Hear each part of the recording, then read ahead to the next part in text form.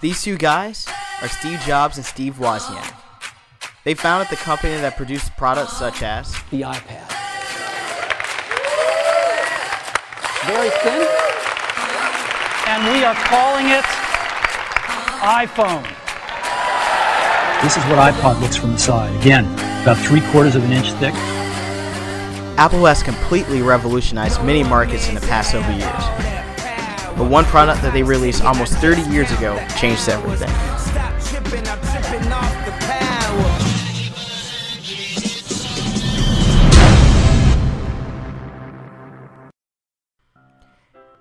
In 1984, Apple released the Macintosh. The Macintosh changed the computer industry and revolutionized how we use computers. Prior to the personal computer revolution, computers were often very expensive, not available to the average consumer, and were mainly available to large businesses that could house them. In fact, many of Apple's previous attempts at creating a breakthrough personal computer failed, such as the Apple II, Lisa, and others. These products were unsuccessful due to their high pricing, and therefore they did not become mainstream. The Apple II, released in 1977, was one of Apple's first computers, but it was quickly overshadowed by IBM in 1981 when they released their first competitor in the personal computer market. To take back the personal computer market, Apple developed the Macintosh. They launched an ad campaign to fight back against IBM that parodied George Orwell's book 1984 in order to promote the Macintosh. It is 1958. IBM passes up the chance to buy a young fledgling company that has invented a new technology called xerography. 2 years later, Xerox is born, and IBM has been kicking themselves ever since. It is 10 years later, the late 60s. Digital Equipment, DEC, and others invent the mini-computer. IBM dismisses the mini-computer as too small to do serious computing, and therefore unimportant to their business. DEC grows to become a multi-hundred-million-dollar corporation before IBM finally enters the mini-computer market. It is now 10 years later, the late 70s. In 1977, Apple, a young, fledgling company on the West Coast, invents the Apple II, the first personal computer as we know it today. IBM dismisses the personal computer as too small to do serious computing and unimportant to their business. The early 80s, 81. Apple II has become the world's most popular computer, and Apple has grown to a $300 million company, becoming the fastest growing corporation in American business history. With over 50 competitors vying for a share, IBM enters the personal computer market in November '81 with the IBM PC. 1983. Apple and IBM emerge as the industry's strongest competitors, each selling approximately $1 billion worth of personal computers in 1983. Each will invest greater than $50 million for R&D and another $50 million for television advertising in 1984, totaling almost $250 million combined. The shakeout is in full swing. The first major firm goes bankrupt, with others teetering on the brink. Total industry losses for '83 outshadow even the combined profits of Apple and IBM for personal computers. It is now 1984. It appears IBM wants it all. Apple is perceived to be the only hope to offer IBM a run for its money. Dealers, initially welcoming IBM with open arms, now fear an IBM-dominated and controlled future. They are increasingly and desperately turning back to Apple as the only force that can ensure their future freedom.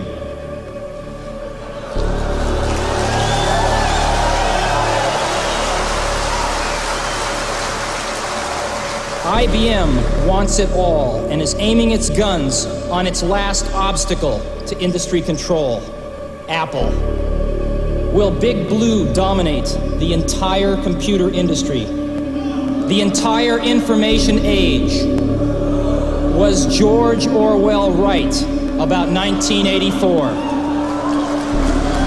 celebrate the first glorious anniversary of the Information Purification Directives. We have created, for the first time in all history, a garden of pure ideology, where each worker may bloom, secure from the pests, obeying contradictory thoughts.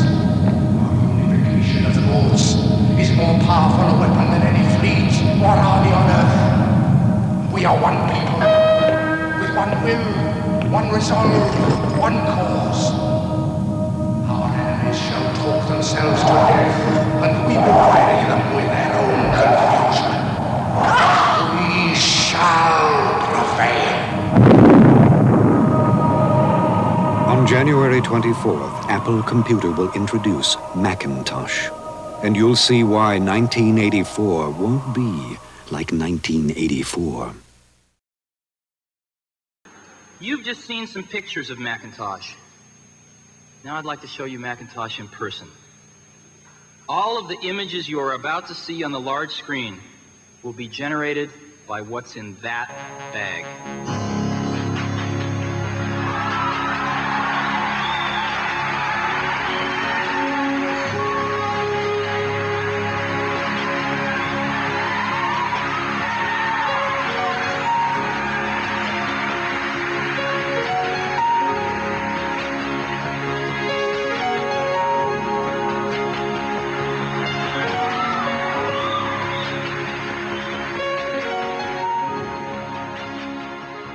The Macintosh, priced at $2,495, was much lower than the previous Apple personal computers that were priced at nearly $10,000, such as the Apple Lisa. It featured the mouse, which for the first time was becoming commercialized and utilized in the graphical user interface, which Apple also spearheaded with the Apple Lisa but vastly improved with the Macintosh. While the Macintosh was technologically a success, it did lead to a dark time for Apple. Steve Jobs was kicked out of the company, and the company went in many directions as other CEOs began to lead the company in the way they deemed best. While away from Apple, Steve Jobs founded NeXT Computer. Hi, for those of you that don't know me, I'm Steve Jobs. A NeXT Computer is a multitasking computer, which means I can be navigating around through my files. And as his secondary company developed, Apple then bought out NeXT Computer and eventually re-established his position as CEO of Apple. Steve Jobs has been around since the very first Macintosh. So please join with me now and welcome from Apple Computer, Steve Jobs. Once he returned, he led the company in a positive direction, bringing them out of the financial trouble they faced through a new partnership with Microsoft. Now, it's one of our first partnerships today, a very, very meaningful one, and that is one with Microsoft. The developments the Macintosh made to the computer industry changed many products that came after. It set standards for peripherals like the mouse and made computers much easier to use and more accessible for the average person. They also pushed for the industry standard USB, creating a common interface among computers, Windows and Mac alike. Apple also developed FireWire, which pushed companies like Intel to improve USB speeds and connected the first iPod to your computer. FireWire also connects many of the highest-end cameras to computers to transfer files. The graphical user interface created in the Macintosh made its way into more modern Macs and other Windows PCs. The ease of use made it very useful to apply in education for young children in elementary schools to young adults in college. The personal computer revolution made conducting expensive experiments much more affordable for schools due to advancements in computer simulation software made available to consumers for the first time.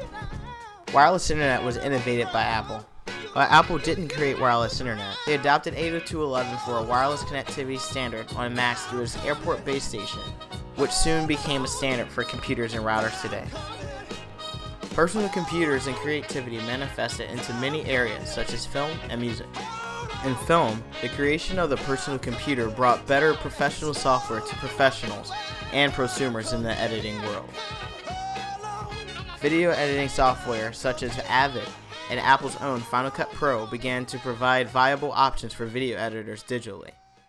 This new digital workflow has improved productivity and efficiency for editors, allowing one to do the job of many on a much smaller budget.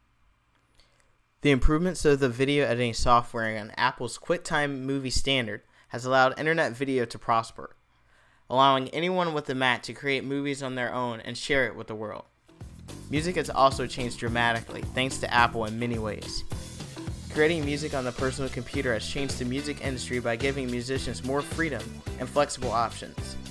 The affordability of the software and computers also makes it easier for the independent musicians to record and produce music on their own rather than being produced in a studio. The innovation of iTunes has changed the music industry forever. Consuming music will never be the same. The development of iTunes allowed people to purchase single songs rather than entire albums right over the internet to your computer. The invention of iTunes in conjunction with the iPod has revolutionized how people listen to music. While the Macintosh's original sales weren't huge, its impact on the tech industry during its time and ever since is everlasting. 1984 marked a year of less conformity and something different than the PCs that existed before it. The Macintosh was a step into the future, and many of its core values are still at the heart of the latest Apple products that still dominate the markets today.